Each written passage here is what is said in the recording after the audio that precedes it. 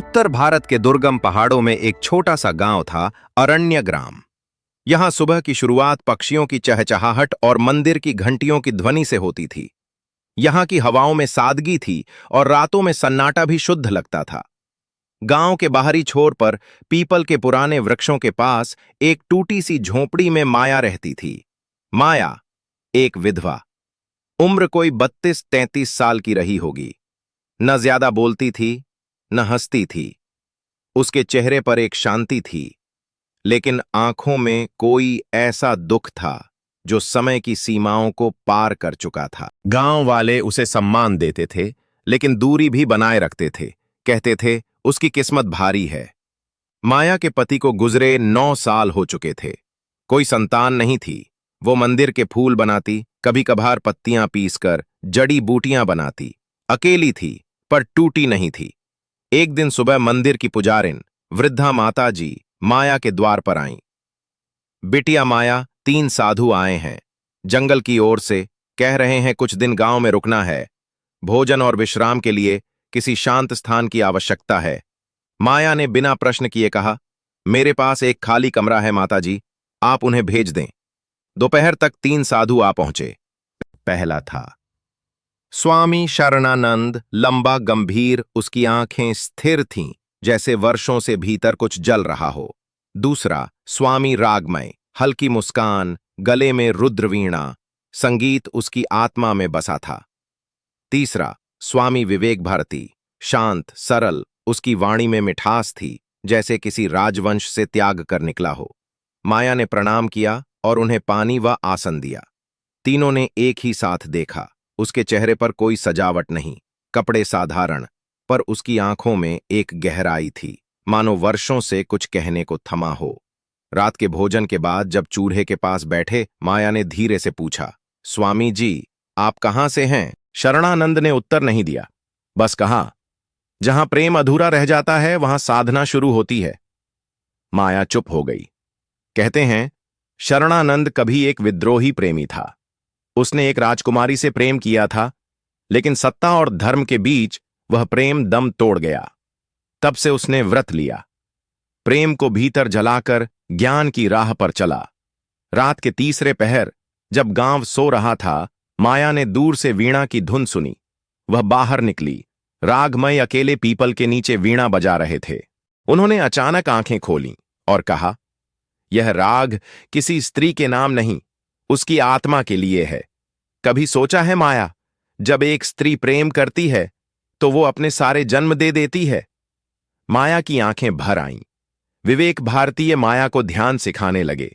सप्ताह भर में माया उनके साथ बैठने लगी। एक दिन उन्होंने कहा, तुमने जीवन को रोका है माया। विधवा होना मृत्यु नहीं है, यह समाज का भ्रम है। माया ने पूछा, तो क्या साधु होना जीवन का त्याग है? विवेक भारतीय मुस्कुराए, साधु वही है जो भीतर के प्रश्नों से डरता नहीं। गांव में तीसरा सप्ताह बीत रहा था। तीनों साधु दिन में ध्यान, पूजा और जड़ी बूटी संग्रह करते और रात में माया के आंगन में बैठकर जीवन पर चर्चा करते। माया अब पहले जैसी नहीं रही थी। उसके होंठों पर मौन, पर आंखों में जिज्ञासा थी। एक स्त्री जो सालों तक केवल अस्तित्व में जीती रही, अब धीरे धीरे जीवन को छू रही थी।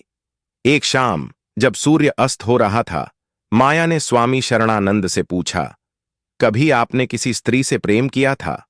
शरणानंद ने कुछ देर आंखें बंद कीं, फिर उत्तर दिया, मैंने नहीं, वह करती थी।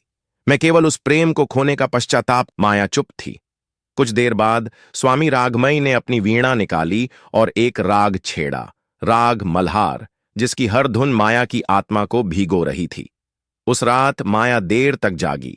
उसे स्वामी विवेक भारती के शब्द याद आए, तुमने जीवन को रोका है माया। उसने अपने आप से पूछा, क्या प्रेम केवल एक अधिकार है या आत्मा की मांग? माया अब तीनों साधुओं के बीच एक मौन संवाद का केंद्र बन चुकी थी। शरणानंद उसे तप का मार्ग दिखाते थे, पर उनकी आंखों में एक असहज आकर्षण झलकता था। रागमय उसे संगीत के माध्यम से छूते थे, लेकिन शब्दों से नहीं कहते थे। विवेक भारती उसे ध्यान की गहराई में ले जाते थे, पर कई बार उसकी हथेली को छूने से खुद को रोकते दिखते थे। एक दिन दोपहर में जब माया तुलसी को पानी दे रही थी, उसने देखा, स्वामी विवेक भारती उसे देख रहे थे। न ज्यादा देर, न कम। एक दृष्टि जो प्रेम नहीं कहती थी, पर सब कह देती थी।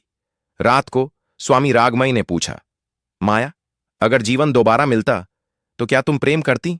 माया ने पहली बार उनकी ओर सीधे देखा और कहा, शायद नहीं। मैं प्रेम में नहीं, सम्मान में जीना चाहती हूं। उस उत्तर ने तीनों साधुओं को हिला दिया। अब तीनों साधु एक दूसरे से अजीब दूरी रखने लगे थे। शरणानंद ने अपने ध्यान की अवधि बढ़ा दी। वह माया से कम बोलने लगे। लेकिन एक रात उन्होंने अकेले में उससे पूछा, तुम किसे चाहती हो माया? माया ने कुछ नहीं कहा, पर उसकी पलकों में जो कांपता मौन था, वह सब कह गया। वहीं रागमय अब केवल माया के लिए रचना गाते थे। उनके गीतों में उसकी झलक आने लगी थी। एक झोपड़ी में बसी रानी है कोई, जिसे राज नहीं चाहिए, बस दो शब्द, सच्चे। विवेक भारती, जो अब तक सबसे शांत थे, एक सुबह माया के साथ ध्यान करते समय अचानक बोले, माया, एक साधु केवल जंगल नहीं छोड़ता, वह अपनी इच्छाएं भी छोड़ता है। लेकिन अगर कोई इच्छा वापस आ जाए तो क्या उसे फिर से दबा देना चाहिए? माया ने पहली बार उनके हाथ को छुआ, बहुत हल्के से, जैसे कोई शिशु अपनी मां की उंगली पकड़ता है। गांव के लोगों की नजरें अब माया के घर की ओर मुड़ने लगी थीं। किसी ने कुएं पर कहा, वो विधवा अब 3-3 साधुओं के साथ रहती है। दूसरे ने जोड़ा, शायद साधु भी अब साधु नहीं रहे। किसी ने मंदिर की पुजारिन से पूछा, माताजी, क्या यह धर्म के अनुसार सही है? माताजी चुप थीं। उन्हें माया की आंखों में जो सच्चाई दिखती थी, वह बाकी दुनिया की सोच से परे थी। पर अफवाहें उड़ने लगी थीं। पंचायत में यह चर्चा भी चली कि साधुओं को गांव से वापस भेजा जाए। माया को इसका पता चला तो वह पहली बार क्रोधित हुई। उसने गांव की सभा में आकर सीधा कहा, मैं विधवा हूं, लेकिन मैं निर्जीव नहीं। मैं किसी की मां नहीं बनी, किसी की पत्नी नहीं रही। पर क्या इसका अर्थ यह है कि मैं प्रेम के योग्य नहीं? क्या प्रेम केवल सुहागिनों की संपत्ति है? यदि 3 पुरुष मेरे घर रुके हैं, तो क्या मैं दोषिनी हूं और वे संत? सभा मौन हो गई। वृद्ध सरपंच ने कहा, माया, यह गांव है, यहां भावना नहीं, परंपरा चलती है। माया ने उत्तर दिया, अगर परंपरा स्त्री को मिटा दे तो वो धर्म नहीं, शोषण है। उसी रात गांव में एक पारंपरिक पर्व था, पूर्णिमा दीपोत्सव, जिसमें हर स्त्री जल में दीप प्रवाहित करती थी और कुछ मांगती थी।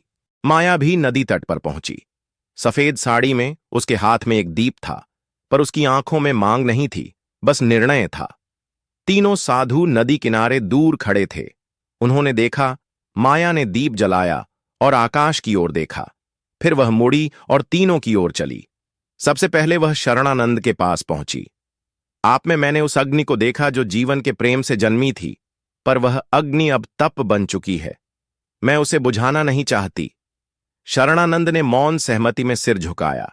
फिर वह रागमई के पास गई।